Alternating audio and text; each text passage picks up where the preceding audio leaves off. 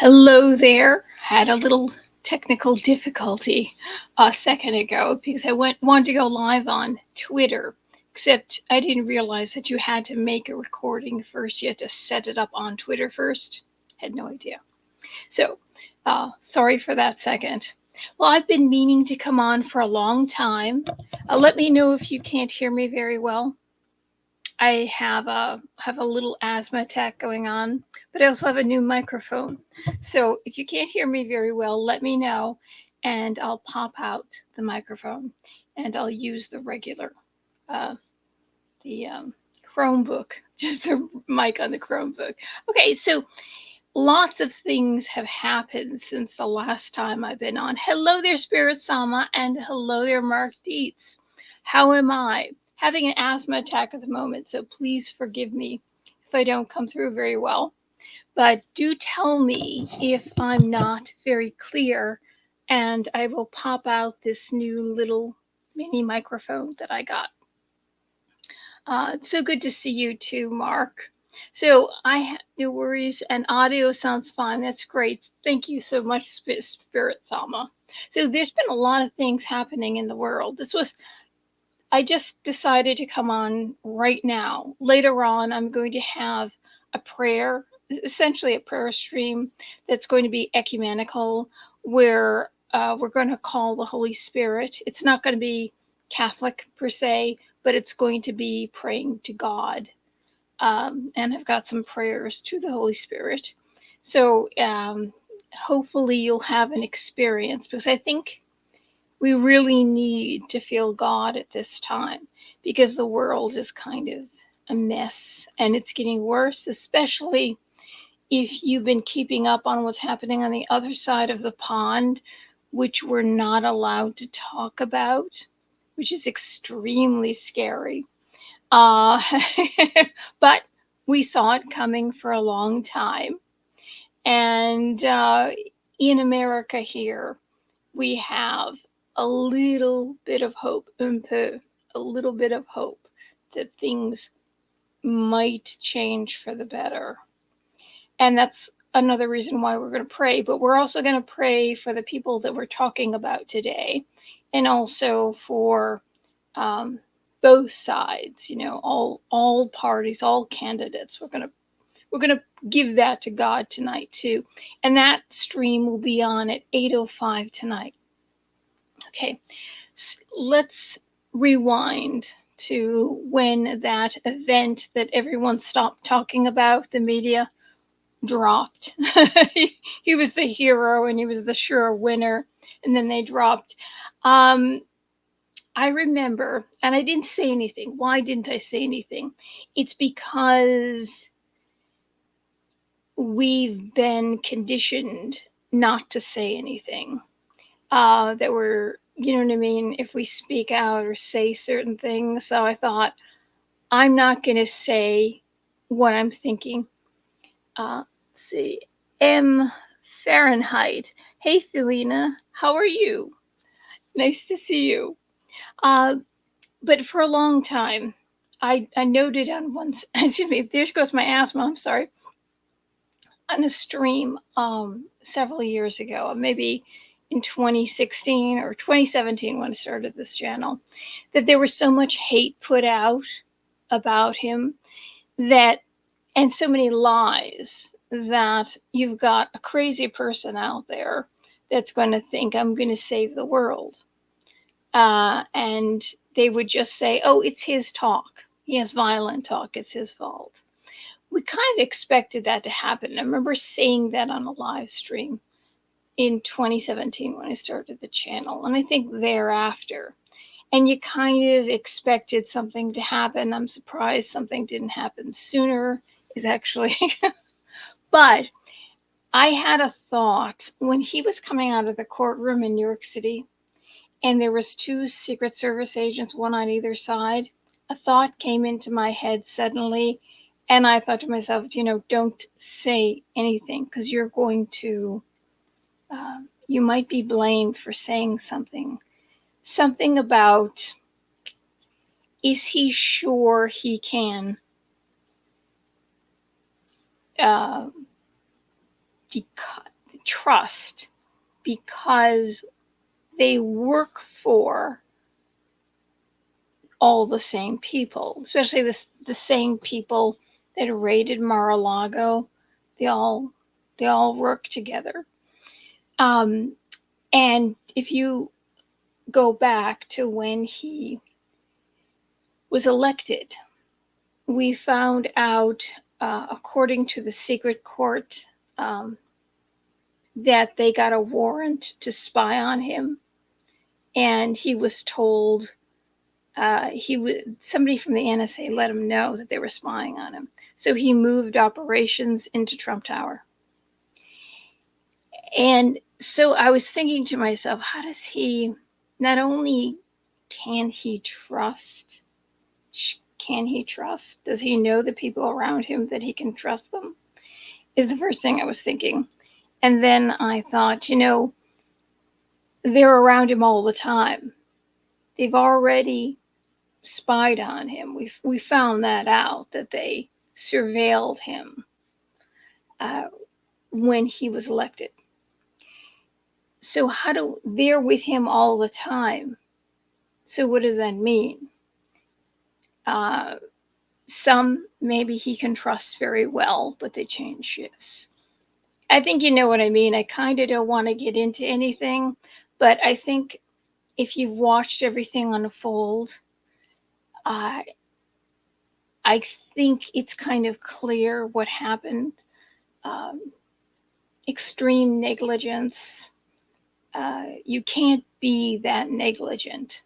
You know what I mean? But anyway, let's not say any more about that, but we'll pray for him later on tonight. DT lives a risky life, in my opinion. So many appearances in donut shops, etc., not to mention his rallies. Yeah, but every time you see him at a rally, every single time for the past 8 years, I'm always thinking the same thing. I'm thinking 3 letters of a president. Was it 60 years ago? No, more than that. 70 years ago. Or almost 70 years ago. You know what I mean? That's all I was thinking. Every time I saw a rally, that's all I was thinking. And I kept saying to myself, don't think it. Don't put it out there. They're crazy. And just don't even think it. It's not going to have it. God is going to protect him. So I assume that you're kind of familiar with Kamala's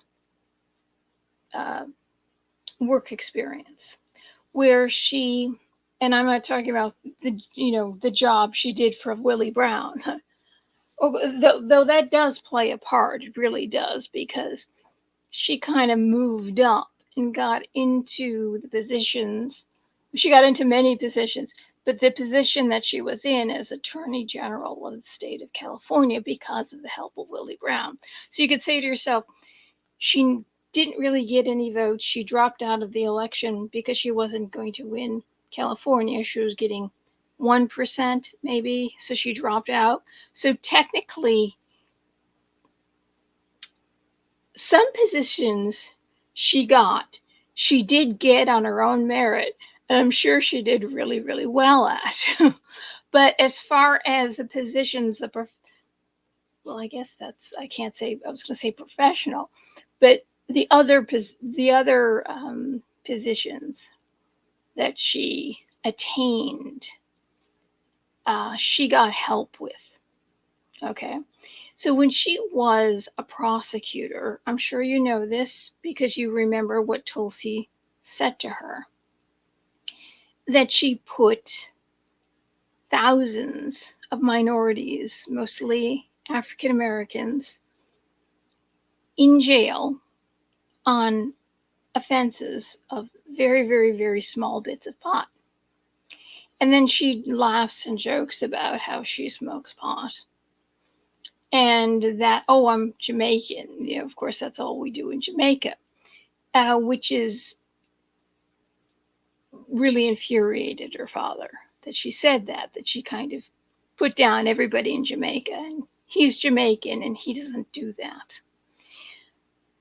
So she put people in jail, in a sense, in great sense, for small bits of pot, you could say these people were innocent or maybe slightly guilty, but she kept them in jail far longer, far past their sentences, because she was getting free slave labor for the state of California, which I'm sure she was patted on the back for, and that was a great thing. But we do know for a fact that she is related to a Jamaican white slave owner. In fact, I looked that up. And it isn't that the slave owner who was Irish, he was a British subject because that was a British colony. And I know many people say, well, the person that he um, had relations with must have been an African slave. But at that time, England had gotten rid of all their African slaves. He had to get rid of all of them. So what he did was he went to Ireland, and Britain was selling the Irish to the colonies as indentured servants because Britain was getting rid of their poor, people who committed crimes instead of hanging them. They were sending them to the colonies as indentured servants. So he got about 400 or 500 Irish indentured servants. And we don't know her name, but he had relations with her. And the child's name was Mary Melvina Brown. She has a birth certificate. The mother, at that time, he could not own any African slaves.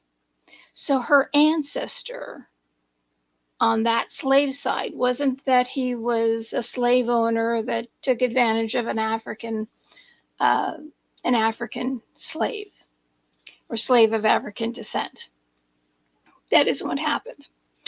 And what I'll do is I have the article and I'll link it up. I researched it several years ago and I just pulled it up again now.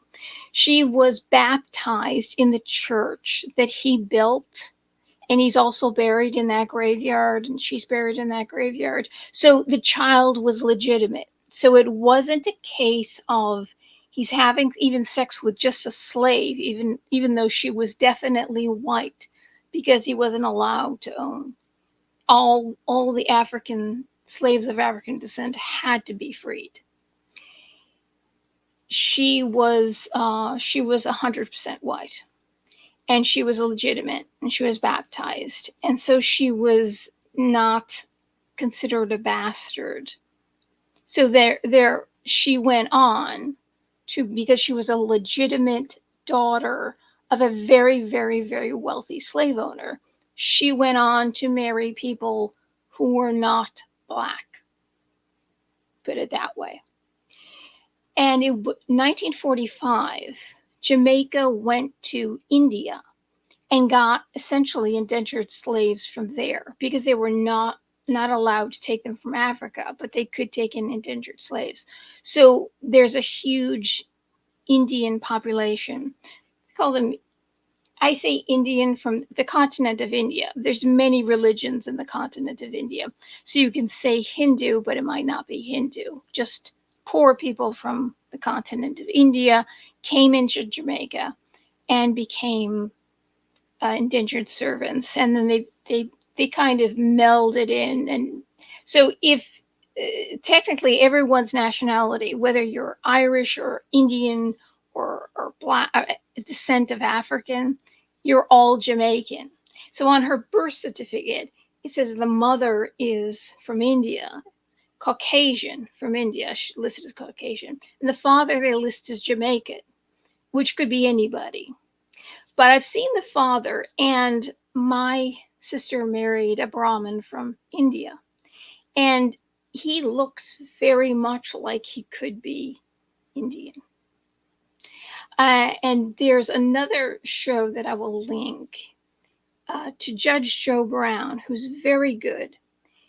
And he said he's spoken to the father, and the father told him that she's descended from the slave owner, Irish slave owner. And he said that he's, let's just say, because I don't want to put it flat out there, he did not say that she was descended from African slaves. He told Judge Joe Brown something else. Okay, just leave it like that. But that kind of ties into, if you are claiming that you are Indian and you're going to be the first Indian Attorney General, and then when she runs for president, I'm very surprised because in 2016 that she claimed she was Indian and she was the first Indian Attorney General, would be. And then when she ran for president in 2019, all of a sudden she became Black. Because it became, when Barack Obama became president in 2008 to 2016, it was, everybody wanted to be Black. I mean, that was really, he made it really the thing. And of course, the Democrats, I mean, they were just, thinking of Nancy Pelosi in particular. Anything that Obama wanted, he got. I've got a pen and a phone. If you don't sign this into law, if you don't pass this, I have a pen and a phone, and I'm just going to do it myself. Remember that? And they all stood up and clapped. So it would have been, if she did have African in her, and I'm not saying that she didn't, but Judge Joe Brown said that he talked to the father and found out something else. I'm very surprised she didn't say, I'm Black, or I'll be the first woman Attorney General, run on that, of Indian and African, or Indian, Black, Jamaican descent. Because it was kind of like, kind of like you could say the in thing to be. That's what Obama made everyone want to. Many people looked up their ancestry to find out if they were not white, because being white was privileged and it's bad, even though you don't have any, you're not related to anyone who was a slave owner, though Obama is. And his father came from Africa, so he's not a descendant of slaves here. Even though none of your family owned slaves or were privileged in any way, shape, or form, it's just better if you are not white, right? So I'm very surprised she didn't run on that then. If that were true, kind of doesn't make any sense. Her parents divorced, and as I understand, that the mother got a divorce in the courts, saying that the father's Jamaican. He's said a lot of bad things about the father, so she could get full custody. A lot of negative things, and I won't go into those, but I did read them all. And she took her, so from kindergarten through high school, she went to school in Quebec, and she went to school in a very high-end Anglo neighborhood in Quebec. So she never rode a bus. Remember, in the debate, she looked at Biden and basically was calling him a racist because he was against busing. And she was that little girl on the bus. Well, she was never the little girl on the bus. She was never a poor little, she grew up Indian. She lived in India too. She never cooked collard. I don't know if you heard this. She said that she cooked collard greens, and in the bathtub, she washed collard greens in the bathtub, which is something that anybody, whether you're Black or white and you live in the South, you eat collard greens, but I don't think they wash them in the bathtub. My guess is that they would wash them in the sink, or if they're really poor, in a bucket, but I highly doubt that.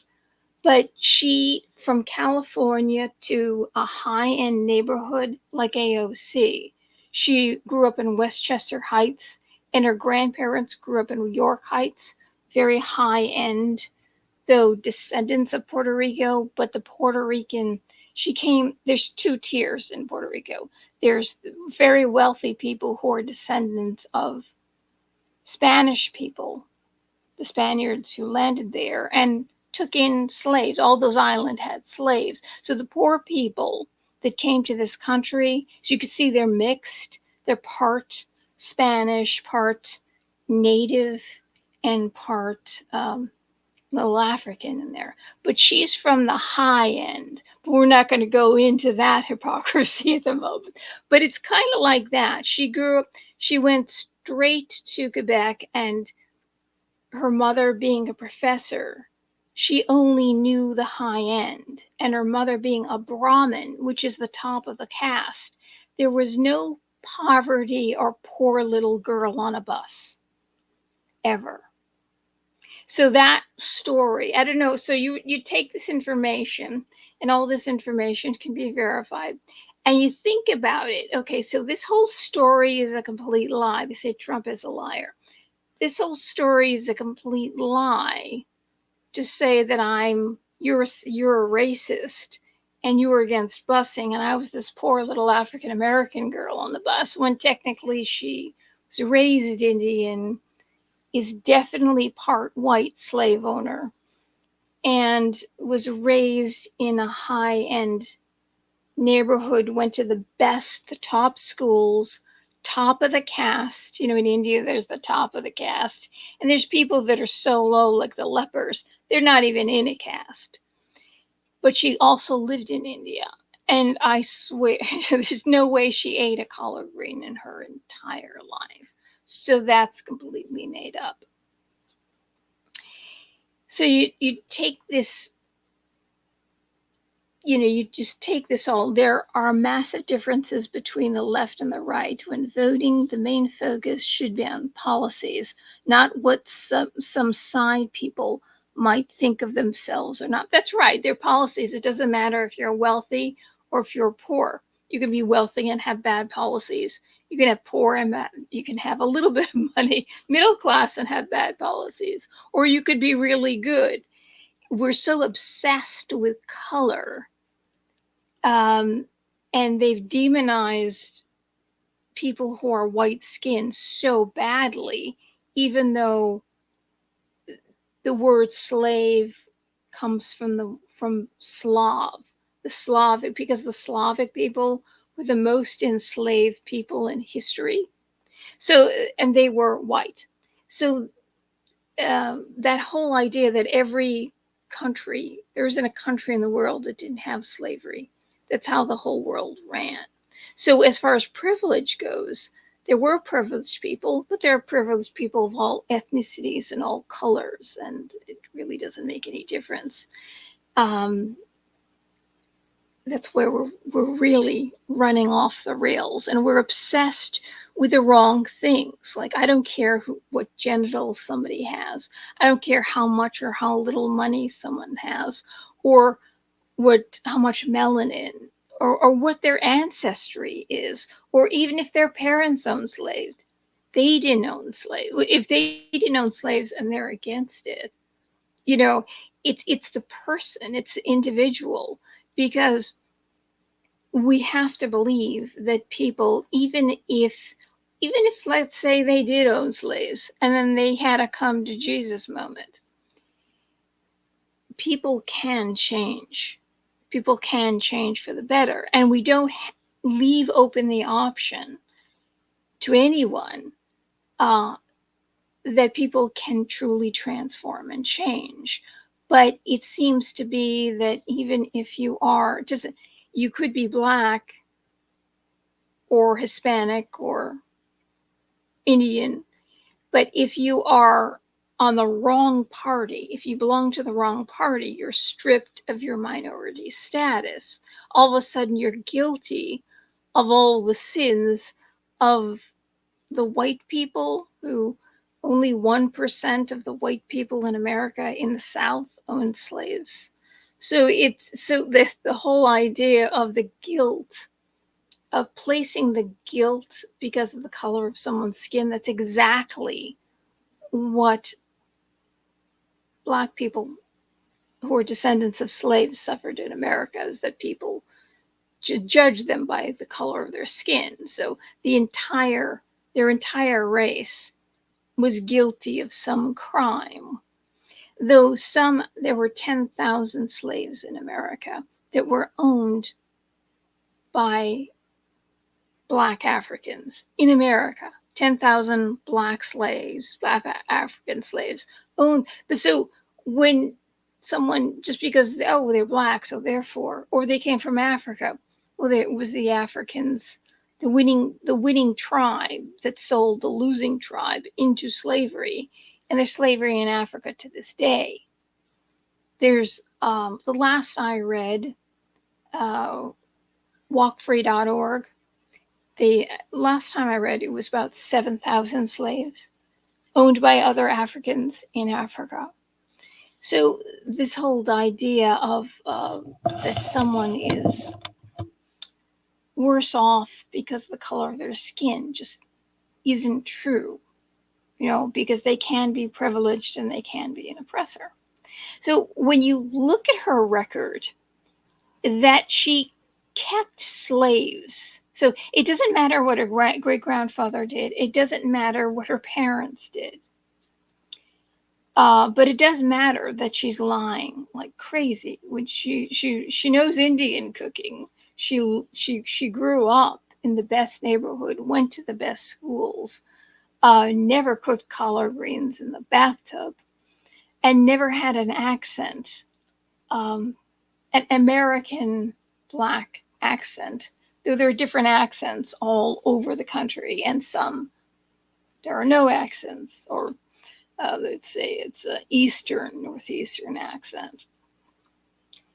She never had that. That's completely made up. But the fact that she herself, in this lifetime, in her experience, has never apologized for it, that she kept thousands of minorities, mostly Black men, in jail past their sentence date just to get free labor, that means whatever her great-grandfather did, I wouldn't put that on her. What she did in this life and has never apologized for, that's really bad. People are voting for her because, well, she's like us, because she's got the same skin color, or she's a woman, or for these reasons that are gender or perceived ethnicity or race. This is what she did. I don't care about anything. This is what she did. And there were people on death row that she refused. There was exonerating evidence to get them off. They were innocent. And until she was pressured to do it, a court order to do it, she was not going to release the exonerating evidence to get these people off of death row. I don't know if you can really call that. That's beyond slavery, because they were about to lose their lives, and they were also Black. And also there were 700 women who were put in jail because she had a truancy law. If your children didn't show up at school, you were criminalized for it. So she threw them in jail. So Black women in jail. People, doesn't matter what your skin color. You can drop your kids off at school. You can bring them into the school. They walk out. It happens all the time. It's not the parents' fault that the kid they leave half through. They just take off. And that happened when I was in school, and they were white. They just didn't show up at school. So that's also, what would you call that? Slavery? That's definitely imprisonment. But when you look at it, what she did, you could say these people who had small amounts of marijuana, right? Well, she smoked marijuana. And now marijuana is pretty much legal everywhere. Keeping them in jail past just for slavery.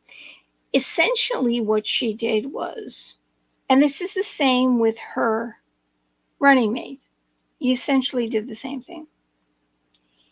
She penalized innocent people. She made criminals out of innocent people. Now, in Minnesota, his daughter, well, people were burning, he was encouraging the burning of the city. And I'm going to assume that you've seen some of those photographs of Minnesota being engulfed in flames, bailing out the rioters. That's right. So we're getting to the rioters here.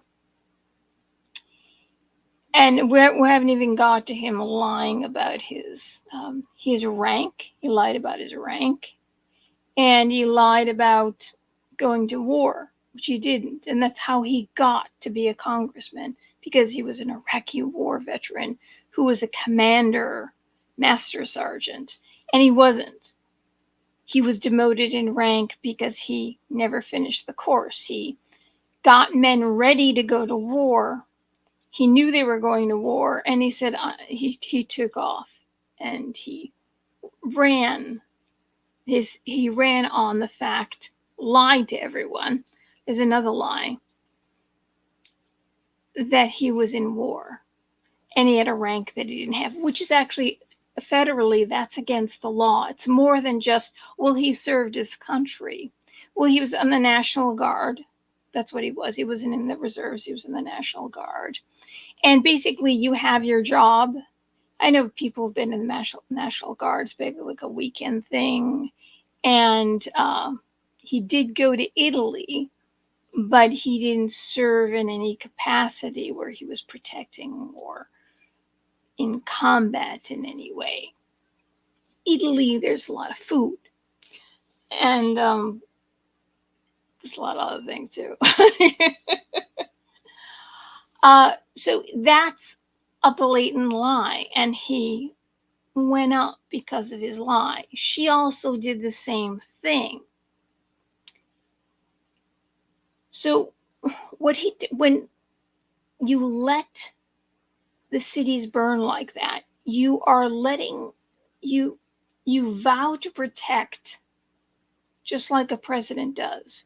You vow to defend your country from all threats, foreign and domestic. As a governor, he's supposed to protect his people. If crime is happening, someone is committing arson, you're supposed to stop that, because arson is a severe punishment, because people can get burned to death. It's not just their livelihoods, but people can get burned to death or die of smoke inhalation, or the fire is raging and it hits a gas station, and a gas station will explode. And so you're going to kill a lot of people, and you're going to destroy neighborhoods where people live. So when you think about it, there's a lot of innocent people that were terrorized, law-abiding citizens during the plague, that had to keep the duct tape on because the police were checking if you made sure you were walking around with the duct tape. And what happened was, law-abiding people were in fear, and their governor was not protecting them. They were in fear of their lives. They were in fear of their livelihoods, the depression of being in lockdown, the depression that they were behind duct tape, essentially. A lot of people committed suicide because of that. And then all the businesses, you can't walk anywhere. You can't go to the shops. You can't go to the grocery stores. You can't get what you need. We're in the twilight zone. That's right. She was internet begging on Twitter for funds. That's right. So it seems like the two of them knew each other, wasn't it? Because she bailed out the rioters and she told Colbert that they're not going to stop. They're not going to stop, and they shouldn't stop. They shouldn't stop. She was encouraging them. As the vice president, they vow to protect the country from all threats, foreign and domestic.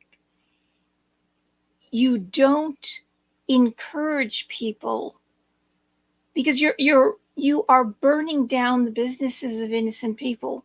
You're burning down businesses that serve even poor people, minorities. You're burning down the beauty of the neighborhoods that people live in, even if they're poor. A neighborhood that's burned out and completely desolate, where they have to go extraordinary distances to even get groceries, you're starving people. They can't get medicines because the pharmacies were robbed and burned down. So they couldn't even get their medicine. So that's also threatening. Even if they didn't get burned or smoke inhalation, that's threatening their lives. People walking around neighborhoods knowing, I have to be law abiding. I have to wear this. As you're watching people commit crime, theft, um, these businesses, this idea of insurance will pay for it. They don't. The insurance will only pay for just so much, and it's basically to haul all the debris away. They lose their business, they lose everything. The insurance doesn't keep you. If your business gets burned down, just like Detroit, Michigan during the riots after the Martin Luther King assassination, there are dead zones in Michigan because the insurance will not pay to rebuild there. Once they were burned down, they were burned down because it's too much of a risk. They're not going to insure a business. So this whole idea, oh, it's okay, we can rob, we can burn it down, the insurance is going to pay for it. That's very ignorant because they won't. It's done. Their business is done because that area is designated as a liability. It's a risk. So that's a complete lie. And it isn't like these businesses were very, very wealthy businesses. But even if they were, then that business leaves. The company ends up going bankrupt if enough of their businesses get burnt down. And people lose their jobs, and the people in the neighborhoods can't shop there. So what you're doing is you're putting people, you're making people terrified, especially people who are law-abiding, who are poor, who just are trying to eke out a little bit of happiness every day, trying to get through the day, just make enough money to get to the next day. You've taken everything away from them. Their medicines, their groceries, clothing, and after things are burned, of course, you don't know that the rioters are going to come back, and it's very scary being around people who are, I think 35 people died during those riots and hundreds were maimed. Even police stations were burned down. They burned down the police station. But I guess that's okay, right? It's okay. And she set up a fund to bail them out, which the people that she bailed, see, she kept innocent people in jail. She put mothers in jail. She put people who were just innocent of a small bit of pot past their sentences so she would get free labor for the state of California. And then she bailed out people who actually committed crimes. And that fund is still, who are actually guilty. So, do you see what both of them did? They both did the same thing. It's almost like they were working very well hand in hand. And the daughter put on Facebook, she let out that Trump was going to send the National Guard in, and the daughter let them know that you can keep rioting. It's okay, you can still riot tonight because it's going to take a few days for the National Guard to come in. So she let them know that they could keep rioting. That is a crime. To loot, to burn, to kill, to maim. People were raped. And then to bail people out, to go back into the neighborhoods, to threaten again, to re-threaten and frighten and commit crimes against more innocent people. You see, the guilty go free and the innocent were punished, and many people committed suicide. Can you imagine the depression of walking around those neighborhoods frightened that the gangs were going to come and burn things down, frightened that if you had a home left, that could get burned down. But walking around in this dystopian world, it's like people go see these movies of what the world is like after a bomb, and people lived in bombed out buildings and things were burned, and they're going around with machine guns or whatever, and everybody's got, and people don't think that that's a movie. That's well, you can just walk out of the movie and everything is all right after you leave the movie. But he made and she made people live in that. And that wasn't just Minnesota, it was the rest of the country. The same thing was happening.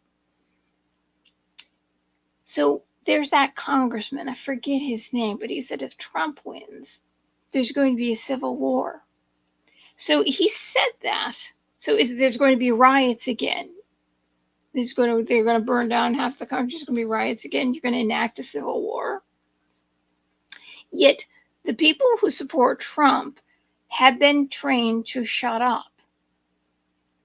They've been trained to shut up, even though he told them to march peacefully and patriotically. And when he came out and he went on Twitter saying, everybody go home.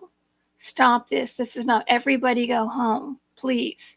They took it down from Twitter and they blamed him for what happened. And there was that guy named Ray, last name begins with an E. And he had said the night before, a couple days before, that he was planning. He was telling everybody, we need to go in. We need to take the Capitol down. He was egging them on. And then the Trump supporters pointed to him and said, Fed, Fed, Fed. Because the Trump supporters went there unarmed. You know, the most armed group in America, actually armed group in America, nobody brought a gun or a knife. Yet when FBI Director Ray, they say, why don't you arrest this guy? We have him on tape inciting violence. If there's a grandmother with cancer who they let in the door and she just sat down, she got thrown into prison. And of course, the guy with the horns got thrown into prison. And they lied about him. They lied about him. And he was only let out when the camera footage showed that he didn't do anything. He didn't do anything wrong, so they let him out immediately. But they lied about him, just like they keep lying about Trump. They keep lying about Trump, and then we find out that they're all lies. So why are we believing these people? Why are we the whole Russia collusion hoax? We found out that Hillary paid Christopher Steele in London to make this whole dossier up. And it divided the country even more. We paid untold millions of dollars. It took years. He was trying to fix the country. He was trying to make things better for everybody. No matter what your race or ethnicity was, or even your income level, he was trying to fix everything and get peace in the world. And they kept trying to take him down because Hillary lost. And then we find out that that's a lie. But she said, oh, he's a racist, he's a this, he's a that. But she's been caught on tape saying things that were very racist. So was Joe Biden caught on tape saying things that were very racist. Yet you still believe the people who are actually on tape being racist. Then you find out that all the stuff that you say about Trump is a complete and total lie.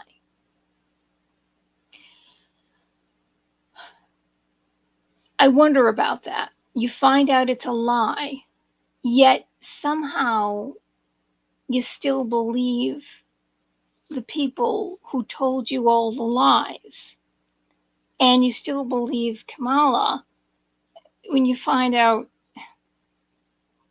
the whole collard greens and the way she grew up and where she grew up. Everything is a lie. And the fact she kept people as slaves and kept people on death row and innocent mothers just because their kids didn't show up at school. She could have dropped them off at school and they just took off. And this guy, people think stolen, that's a big thing. He left, lied, said that he was a veteran of the Iraq War. Well, his unit went to the Iraq War and he lied about his rank. And he encouraged the burning. Do you really want these people running the country? Do you want people who encourage rioting and looting and burning? Do you want to live like that, or do you want to live in peace? She wants that border to keep being, she wants us to pay for medical care, even though the same thing is happening across the pond, where 9 million people have gone in there, and it could be up to 20 million or more that have come through our border. Same things, like there aren't any new schools built, there aren't more doctors, there aren't more hospitals, there isn't more housing, they're shutting the farms down. During the Great Depression, there was over 6,000 farms in America, and now there's less. So 6 million farms, and there's less than 1 million now. And Mr. Billy there is buying them up to grow bugs or things that are sprayed with pesticides, because he owns part of that company that sprays those pesticides. You're not building, you're not accommodating, but they're coming in. And also things schools are flooded, and children, let's forget about the poor white children, okay? Poor white children. But when there's minority children who aren't doing well in school, and then when they talk about the school prison pipeline, if they don't get extra help, they don't get proper help in school, they drop out. And now we need more interpreters in the schools. So these children, because the classes are so full, are not going to get help. They're going to barely get by. You see, remember that leaked speech that Hillary said to Wall Street? I look forward to a world with no borders and an uninformed, compliant citizenry. But so this you've achieved it. Because if the children aren't going to learn, because there's too many kids in the class, and if people, there's 8 billion people in the world, so even half of them, say a quarter of them come in, and Social Security is going to go bust, they say, within 10 years. And we're fully paying for every single one. You get prepaid credit card Kamala's for this $2,000 a month, and then they get 3 to 4 times in food stamps. They get food delivered 3 times a day. They get a laundry service. They get a clothing allowance. They get housing. They get transportation. And they get full medical benefits. How quickly is Social Security going to run out? She signed 2 bills. She was the deciding vote on 2 bills. One was the Inflation Reduction Act, which these 2 bills raised our budget $6 trillion. We went up $6 trillion. Inflation Reduction Act, I'd put on my community page a link to a government website where there was a letter that said that they keep saying the taxes we need to raise. It's really for the wealthy. We really need to get taxes for the wealthy. It isn't. The letter says, and it's a government website, that we need to hire 87,000 more agents because it's the poor and middle class that are not paying their fair share. Or if they say fair share, they're not paying enough. So if we hire imagine the money that 87,000 agents that we're going to pay for them to essentially harass us. So the money went not to reduce inflation, but to harass us. We were the only country in the world that's afraid of our government because of the income tax, because they're afraid of the government coming after them, because there's so many laws on the books, income tax laws on the books, that even an accountant or an income tax lawyer does not know all the laws. So you could be breaking a law and not know it. They can arrest you on a dime for anything. We're the only country that has that fear because of that. Now they've hired 87,000.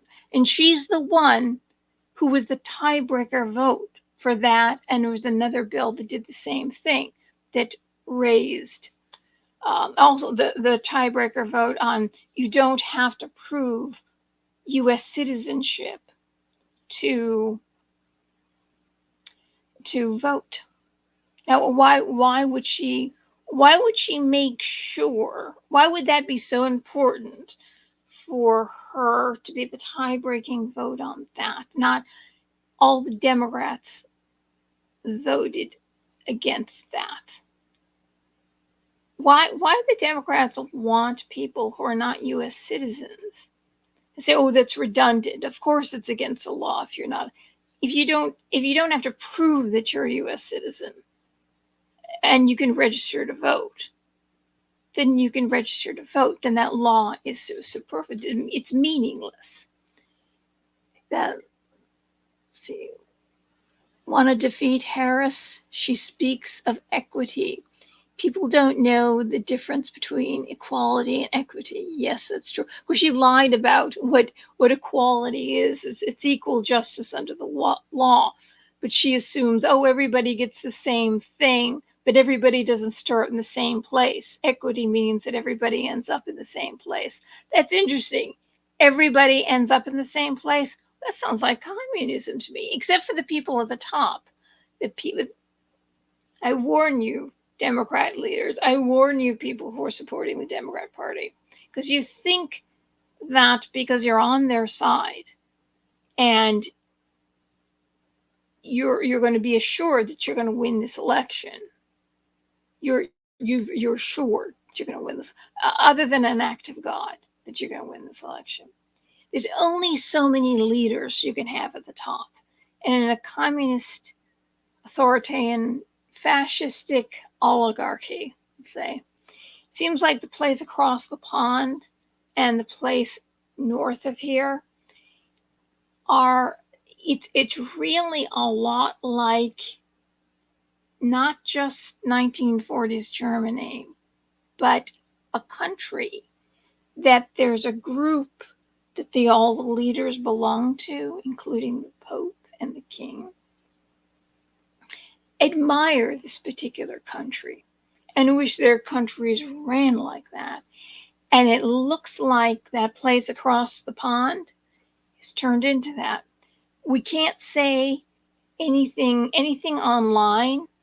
We've been warned that they will arrest Americans, anybody from outside the country, because we have Interpol, if we say anything about what they're doing or what's going on there, if we say anything that they consider hate speech, they will come, they will extradite us. That's really scary.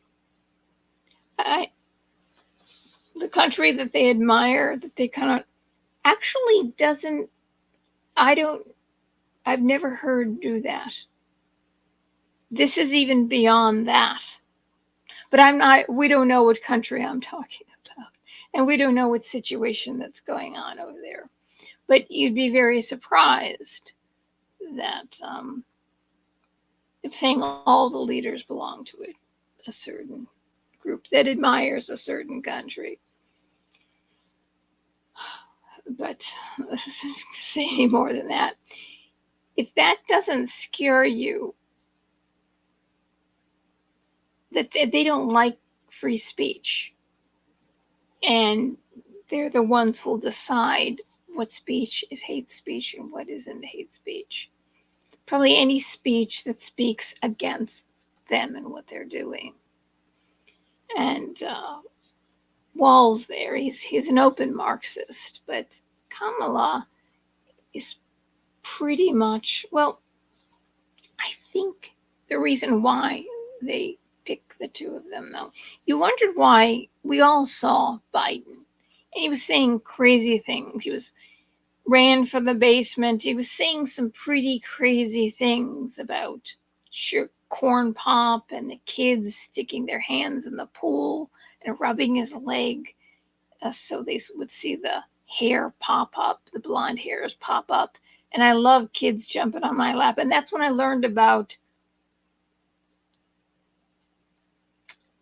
he used a word that begins with an R and ends with an E.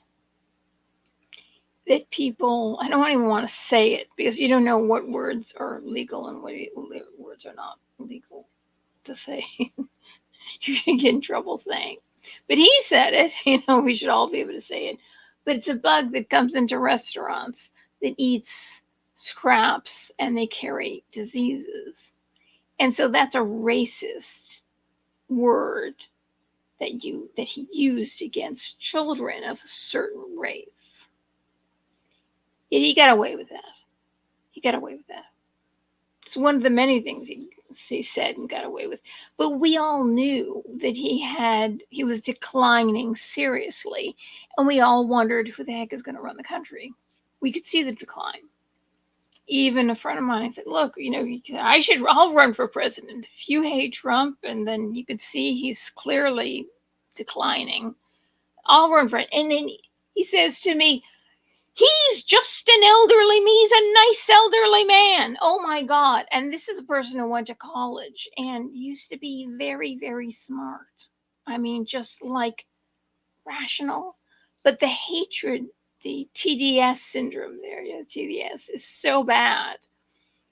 And then he picks somebody who called him, essentially destroyed him and called him a racist, but with a made up story.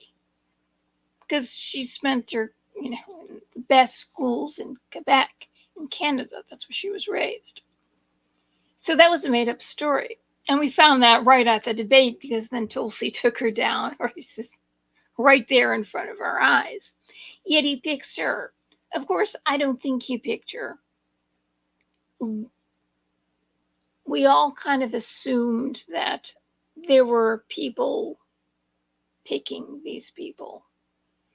And she was kind of his insurance policy because nobody, if you've observed her over all these years and the cackling and the crazy things and the going to France, even nobody's played this one, going to France, de plan. Remember, she was making fun of the French and how they talk. This is like in France, you say, well, no, the people in France speak French.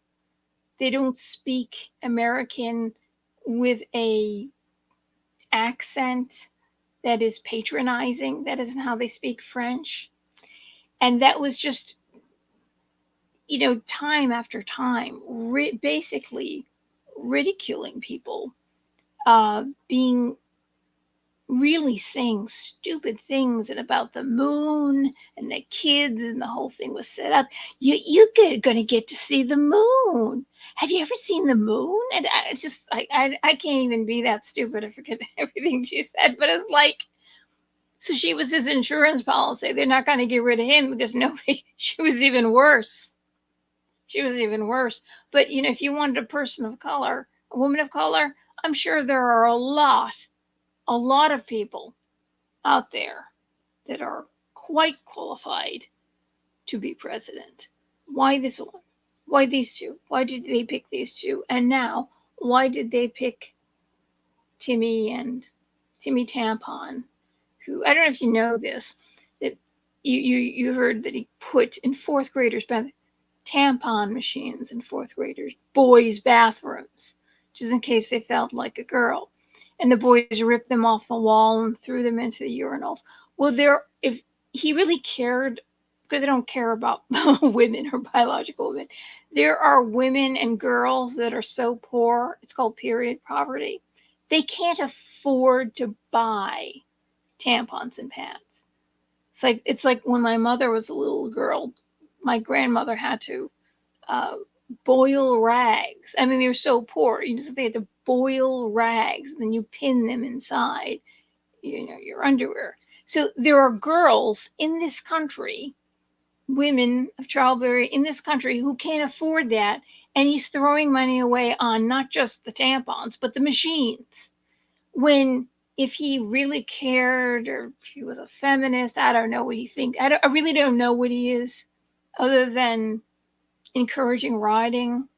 And then his wife said, "Oh, when the burning tire smell was coming into the house, I opened up all the windows and I just breathed it in. I just loved it." They just loved the rioting because it wasn't going to hit them because they were protected. They got bodyguards, they got walls. They got walls to protect them. They got walls. He's going to build. If he builds a 30-foot wall, I'll build a 35-foot. I'll have us open up a store with a 35-foot ladder so they can keep coming in. So we can keep paying, and our Social Security is going to run out. There's going to be no health care for us. There's not going to be enough. I mean, you just can't keep the border open because there are 8 billion people in the world.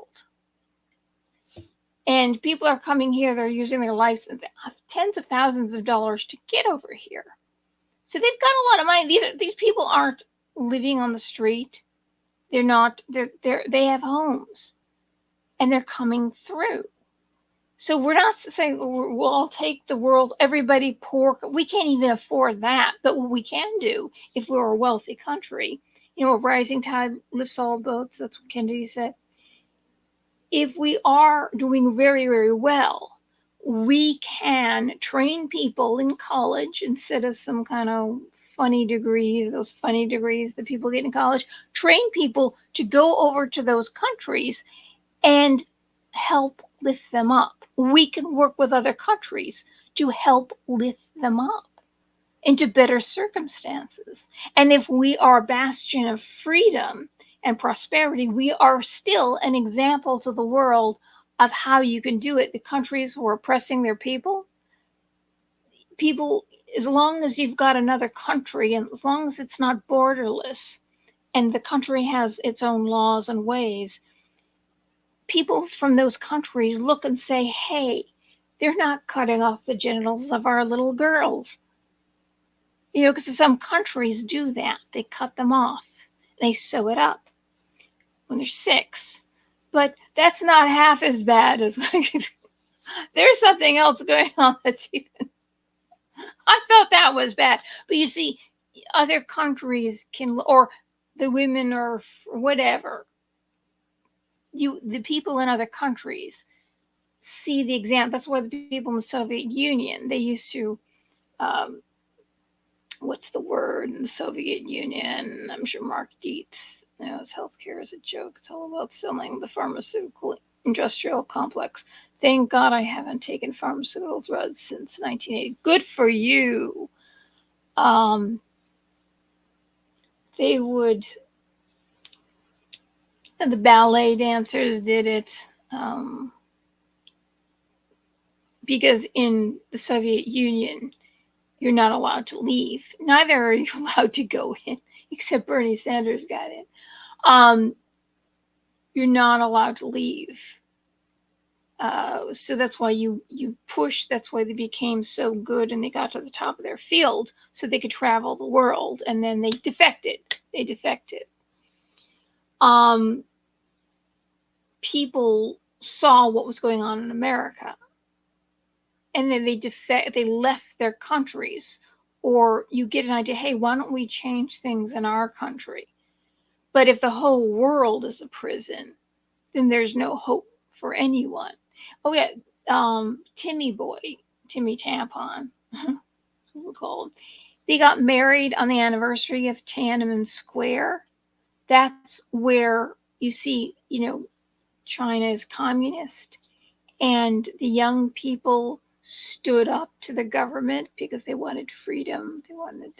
But you're not allowed to do that.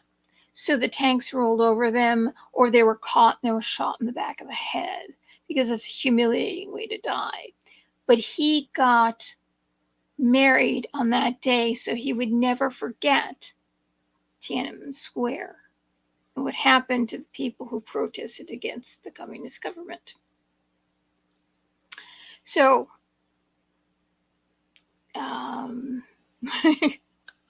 thank you for joining me. And I thought these are just some things to think about. One video, it's beyond common, part of the United Nations UN Agenda 2030 program. Smartphones have made a lot of young people stupid, and some old people too. Things started going really downhill in 2008. Yes, and that's when we were in our post-racial. We're moving past that. I mean, a world, at least where I lived, it was just like nobody would ever think of such a thing. Nobody of color, skin color, nobody ever thought of such a thing until 2008, and all of a sudden everything went backwards. But anyway, I think that the two of them, I know we're not supposed to say this, that let's just say Biden and Harris must have had advisors, a group of advisors, because Tulsi got in trouble for saying something, and now she's been labeled domestic terrorist. Do you know that? There was a group of advisors, you would say, telling the president the better way of doing things. And I think, you see, if they had a primary, then you would have had other candidates, and there would be no control who the people would have voted for, just like Bernie actually won. And before that, Hillary was winning over Obama. Hillary was actually winning. Obama wasn't on the Michigan ballot or the Florida ballot. And what they did was they held a conference, and they gave him on TV, I saw it on TV, and they gave him votes that he never got. Otherwise, he wouldn't have gotten enough delegates to win. But Hillary was winning, and the African American population in America was for Hillary. So they decided they wanted Obama to win, and the superdelegates overrode it. See, when asked why you have superdelegates, one of the superdelegates said, well, the reason why is because sometimes the people pick the wrong person. I don't know. Maybe democracy has a different definition in the Democrat Party. So that happened to Hillary, and the person who she should really be angry at is not Trump. It should be the Democrat Party. She should have formed her own party. She should have ran again. She should have ran instead of Biden, if she really wanted to be president. But not. It was really them. So, and then Bernie was winning, and they promised Hillary. They say, well, if you take a dive and let, we picked Obama because we wanted to have the first African American, but he's actually, his father's from Africa, not descended from slaves, half white, white side owned slaves. Black side could have owned slaves in Africa. But they said that to her. So the next time you're going to get the nomination. That's the reason why Bernie won. Everybody knows this. Bernie actually got more votes, but he had to take a dive. They paid him out so many millions. He bought a summer home, and then he shut up really well. And so she could get, because they promised it to her, when technically they should have had her be the nominee in 2008 because she was. Do you want to see a picture? Did I show you that picture of my cousin with both Bill and Hillary, separate pictures? She's a journalist, and her she's living in Beverly Hills. She just wrote a book. Her son's an actor, and but Hillary was looking really good, and she was much younger. Telling her to wait 8 years, she got older. Looked like she wasn't. Health-wise, she didn't seem like she was doing well. But they took it away from her in 2008. She should be upset at the Democrat Party, not have had the dossier, paid for the dossier to take down Trump because he won. It's really the Democrat Party who made that decision because she was winning. And she vented her anger against, called him a misogynist and racist and every name in the book, and all of us vermin and deplorables.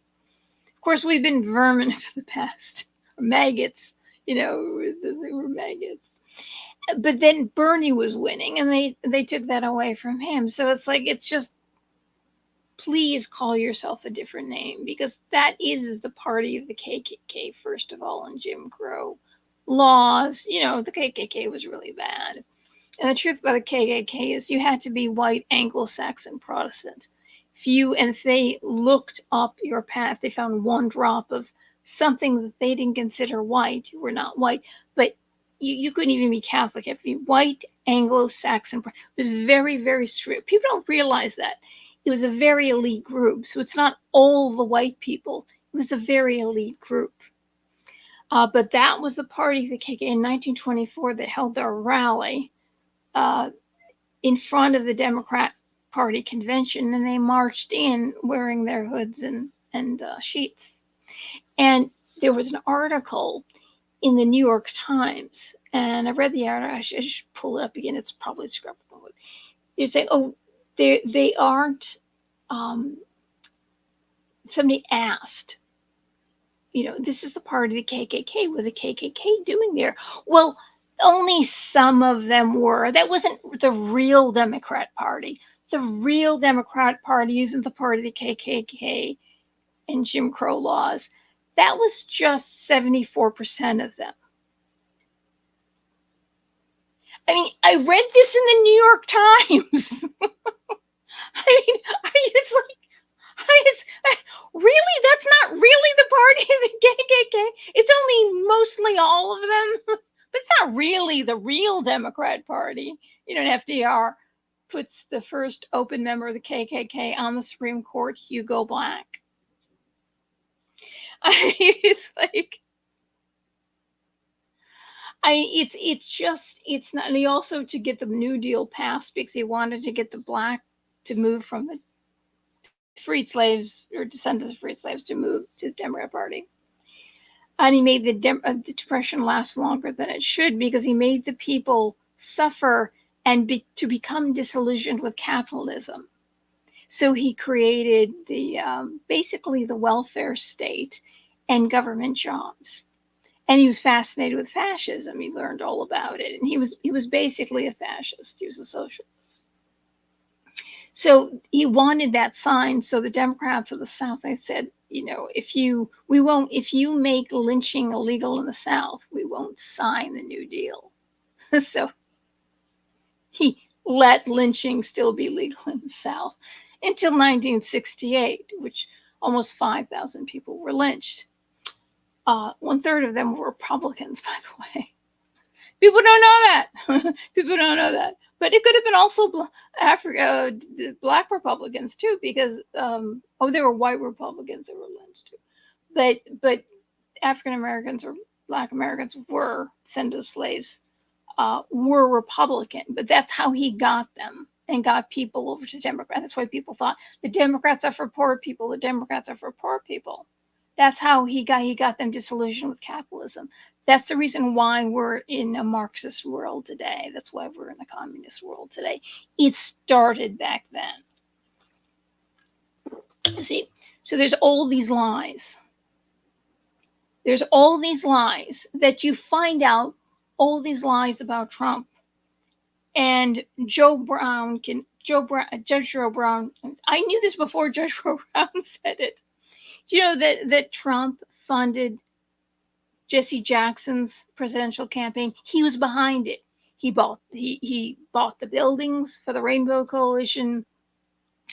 He's the one who funded his whole campaign. He would have been the first one behind the first actual African American president, descended from slaves on both sides, and marched with Martin Luther King. And Trump was given the same award the same day as Rosa Parks and Muhammad Ali for employing more minorities and promoting more minorities than any employer ever. It's and then what he did for Jennifer Hudson, which I have a video on, is also African American. I mean, and the woman that he dated before Melania, she was on the red carpets with him all the time. She was African American. And there's a show. In fact, I'll put a link up on Judge Joe Brown talking about how he knows Trump. He's known Trump for years. He knows Trump isn't a racist. The whole thing is a lie. And the Central Park Five, the reason why he even says that apparently they told their parents and their parents knew about it, what happened. That's the reason why the guys got arrested.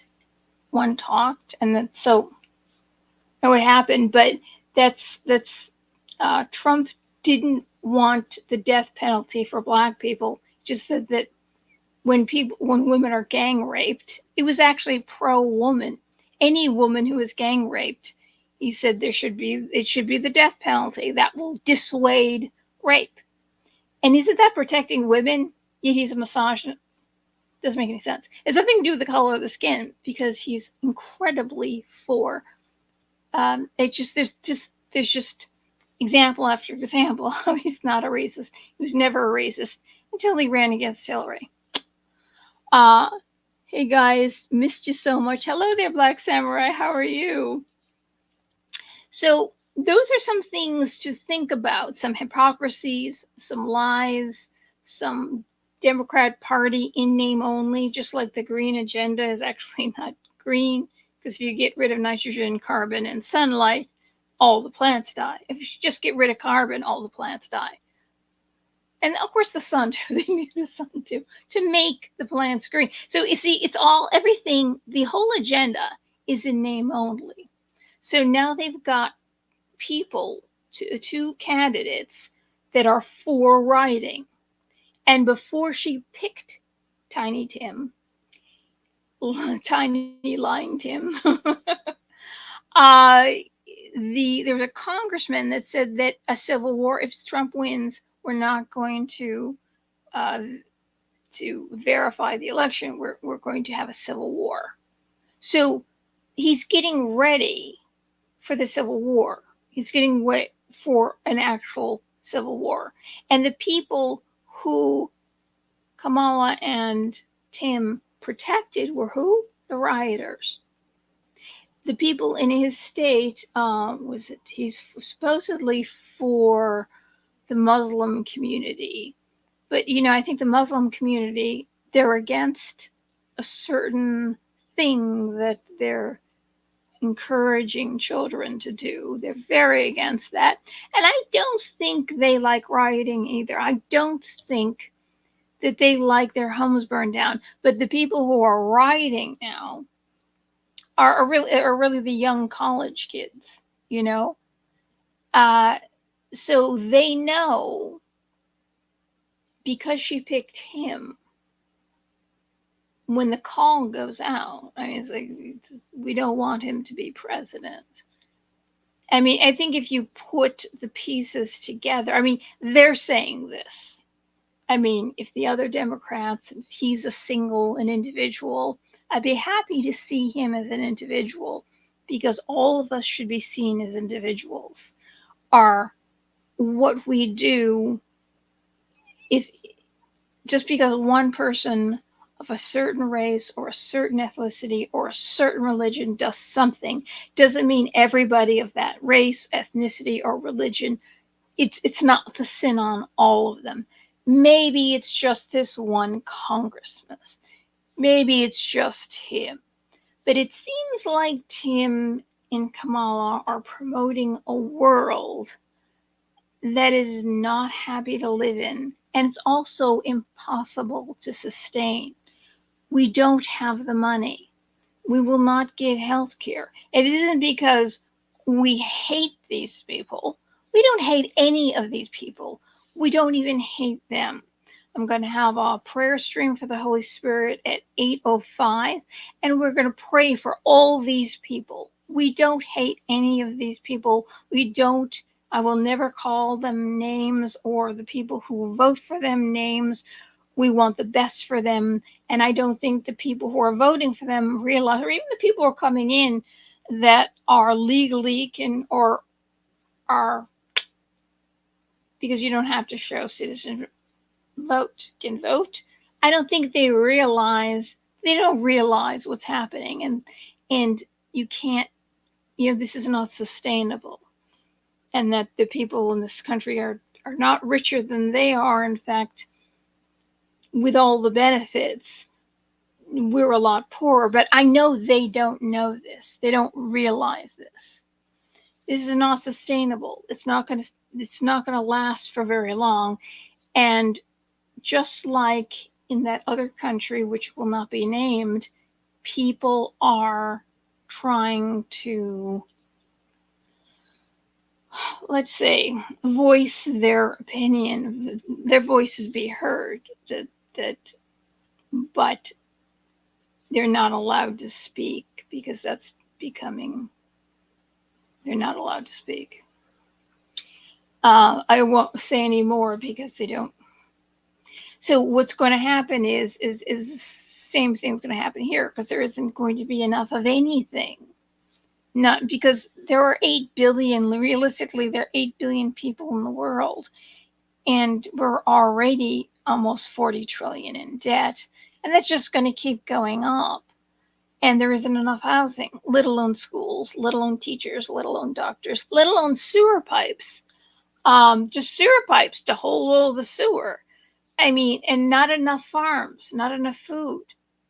I mean, that alone is a powder keg. I mean, the government doesn't have to do anything; just keep it coming in, and then people are going to be looking for food and can't find it. Children will be looking. Forget your education unless you're wealthy. If you're wealthy, your neighborhoods, your schools. If you're wealthy, this is not going to touch you. It's the poor people. And the Democrat Party has always claimed that they are the party for the poor. And like I said, it started with FDR in the Great Depression, which he could have stopped, but he let go on. He let go on purpose. So America would become disillusioned with capitalism. And that's when he started the whole government handouts. My grandparents came before the government handouts. There was nothing. So it's not sustainable. It's not sustainable. So when you talk to people about this, and we need to talk to people, you have to say, can that work? Ask those questions. there are 8 billion people in the world. If they keep coming in, is that sustainable? People who are dependent, who are poor and live on their Social Security. I've only earned minimum wage, so Social Security is going to be nothing if I get it, and then um, it's going to run out. They say now it's going to be less than 10 years. They say 7 years or 5 years. It's going to run out. People are just going to be on the street. People, when they reach a certain age, of course, they want to depopulate. So maybe that's kind of like you don't have to do anything. You just kind of like you stop, say, oh, no, yeah, you worked, but you're not getting your money. You're not getting Medicare. Everything is stopped. Yeah, you're poor. You don't have any money. But, you reach a certain age, and it's kind of like Logan's Run. Um, Ezekiel Emanuel, Rahm Emanuel's brother. Rahm Emanuel was the chief of staff for Obama. Ezekiel Emanuel wrote the Obamacare plan, and he said nobody should live past the age of 75. That's just too old. Well, if Social Security, all that stops, and you're poor and you couldn't afford to save anything, which nobody can afford to save anything. Nobody can afford to save anything at all now with the prices that there are. It's like it's just you can't. Basically, they don't have to do anything. Though they will offer you, like they do in Canada, they offer you an out. Oh, and it's a humane out. It's like they really don't have to do anything. You can't afford to live. Because in Canada, you want to go back on the street and be homeless, we can help you. This is true. I've seen news footage on this, and I've read about this on the web. Absolutely true. Or you're depressed? There's a way out. You see, that's what it is. They're just going to stop. There's going to be no money, and people are going to just either be homeless and beg, but will there be people that will be able to give? It's like you have to ask these questions. Is this sustainable? So Security Medicare is going to stop. It's running out now. It's been running out for a long time now. We've known about this. And then you open up the border and you give more than African Americans who are poor, even African Americans who are people who are poor on welfare, just like Americans poor on welfare. So, more than that, more than the elderly. Vets are on the street. 22 vets a day die. Kamala Harris wants everybody to go back to VA to get help, which they have to wait for 5 or 6 months for health care. So if they're getting, Trump opened it up so you can get, if you're a vet, you don't have to wait in line. You can go to any doctor. So if you're getting therapy or medical assistance from a doctor on the outside of the VA, well, she wants to stop that. So you have to go to the VA. So if you are a vet and 22 commit suicide a day, let's just put aside the health condition. Say you're in a wheelchair. What are you gonna do? If you have some kind of illness, but just the fact that 22 commit suicide a day, that they're going to have to wait 5 or 6 months to see somebody maybe at the VA. It's almost like, yeah, we want you to go to war. That's why we have these endless wars. But when you come back, we know you're trained. You're trained in a certain way that we don't like. And we're not going to help you. We're not going to give you the honor that you deserve as a veteran. But we're going to give Tim the honor, his service in the National Guard. He's a great guy. But these guys who've been in war, that 5 or 6 months, it's like I said, all you have to do is stop the tap. You just stop it, and the whole thing about the environment, got to save the environment. The population is too high. We're going to lower the population of the world. Well, that will happen, and I won't say what their intention is. I don't know what their intention is, but maybe somebody should tell them that that's going to lower the population fast. So maybe they shouldn't do it. So maybe she needs some good advisors. I don't want to put, other than what she's actually said, I don't want to put thoughts in her head or her intentions. I don't want to do that. Anyway, I'll see you at 8:05. So these are just questions. You throw these things out. These are facts. And these are questions. Does it make sense to you? Even let's say she's 100% African American. She kept African Americans in jail past their sentence just for free labor. She kept African Americans on death row, even though there was exonerating evidence proving that they were innocent. Does this right here, does that sound good to you? What about what Tim did to his own state? Does it sound good to you? Let's forget about he's a white German, by the way. He's a white German, but they're good. Gotta be. He's a Democrat. He's a Democrat. He's gotta be good. You just ask people these questions. What does that sound like? And then you prove to them it's out there. You prove to them that this is done. This was done. Remember when Tulsi got her on stage and read her the riot act about all this stuff? Kamala just laughed. She didn't say, no, that's not true. That alone, or maybe she didn't know how to say that's not true, right? But that's her record. It's a fact. She didn't say it wasn't true. Is ask people these questions. What do you think of that? It's a great idea to give everybody in the world who comes through the border everything. A lot of people are coming in from prisons and say they're dumping them out. Why keep criminals in your country, or why have to pay for prisons when you can just let them out and have them go to the border? It's true.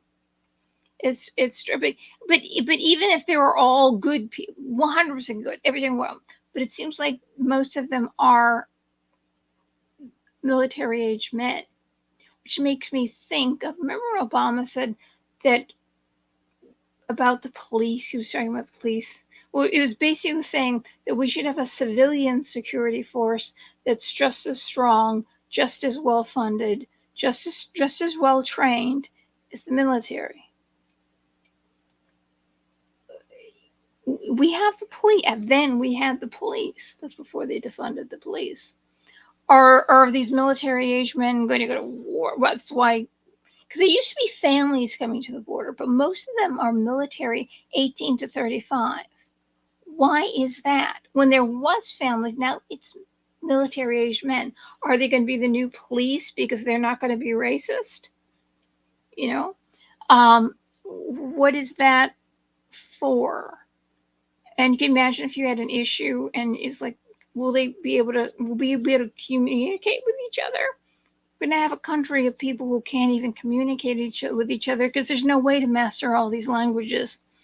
And because I ran from all over the world, it's not just Spanish, but there's different dialects and there's indigenous languages that are south of the border, but all around the world.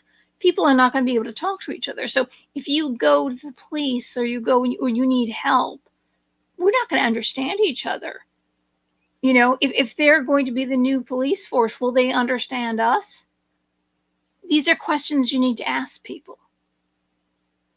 These are really good questions. Just not that anyone's bad. People will not be able to understand each other. You go to the doctor. So when you immigrate to this country, you're supposed to learn American so everybody can understand each other. My grandparents, they had to learn American, and there was no welfare. There was no handouts. My grandfather carried bricks on his back to the building site. That's what he did. And they paid him nothing. There was nothing. And you had to have a sponsor too, a place to live, all that stuff. But you had to learn American. Or English, so we could all understand each other. So when we go to the doctor, when we go to the police, we need help, everybody can understand, because a crime is complicated, an illness is complicated. For a doctor to even understand us, even though you can speak the same English with the same dialect, and the doctor takes forever to figure it out. That's why all these things are important. How is this going to work out? It makes it doesn't make any sense. So you need to ask your Democrat friends or undecided voters, how does this work out? It has nothing to do with whether these people are good or bad. We don't know them, but let's say they're all good. It doesn't. You're throwing away the African American community is suffering. Go see what's happening in Chicago, and they're suffering. And 4 years ago, Black Lives Mattered. Now, doesn't seem like they are. They do matter. It just doesn't. Does this make sense to you that this is happening? New arrivals are getting Thanksgiving dinner, and then the poor Black Americans who are dependent on that don't get it, don't get anything. Black Lives mattered when it was time to get elected. Black Lives Matter don't matter anymore. You know what I mean? It's just, so ask people these questions. It doesn't make any sense. I'm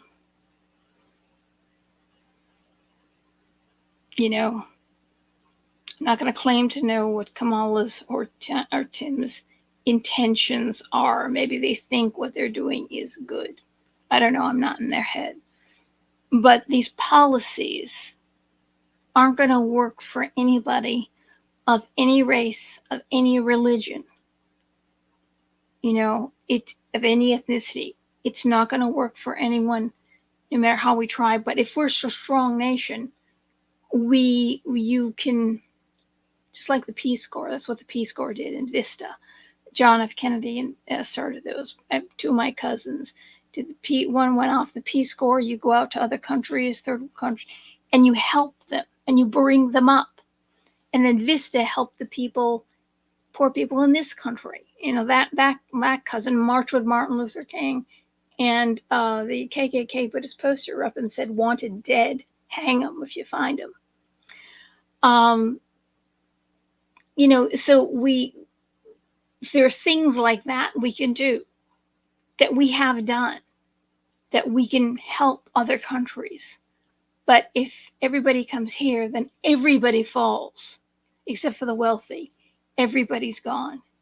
It's all, whatever you think they might have escaped from, they think it's a better here, it's going to fall flat. It's not sustainable. So if you really care about people, this doesn't work.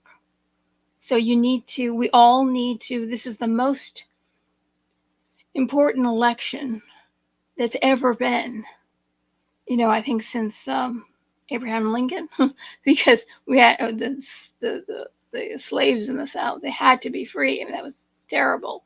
That had to stop. But this also is not just America, the world. We need leaders that want their people prosperous and free and protected and living safely in, neighborhoods that are safe and that aren't burning down. You can go to the store and there's food there. Not, I mean? It's like the whole world is falling, and that's why we need more leaders.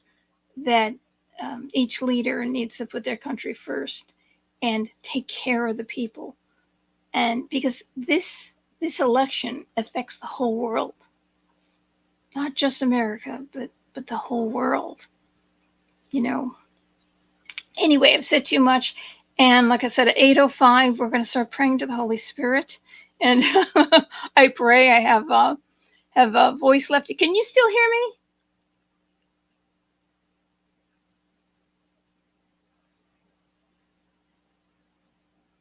I mean, is this microphone working?